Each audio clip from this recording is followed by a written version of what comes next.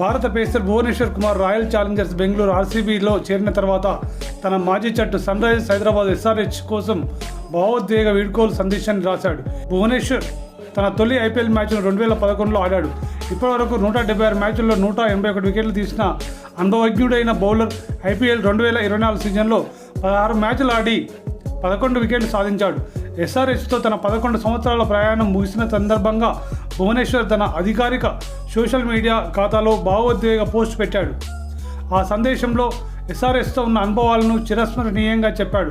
ఎస్ఆర్హెచ్తో 11 అద్భుతమైన సంవత్సరాల తర్వాత ఈ బృందానికి వీడ్కోలు చెప్పాల్సిన సమయం వచ్చింది. ఈ కాలంలో నాకు మరపురాని జ్ఞాపకాలు ఉన్నాయి.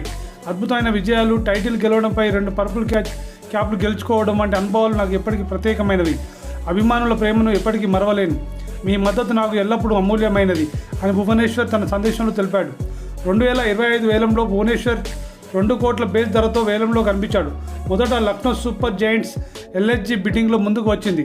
ముంబై ఇండియన్స్ బిడ్డింగ్ను మరింత ముందుకు తీసుకెళ్లింది. అయితే చివరిలో ఆర్సీబీ అతడిని 11.75 కోట్ల కొనుగోలు చేసి విజయవంతమైంది.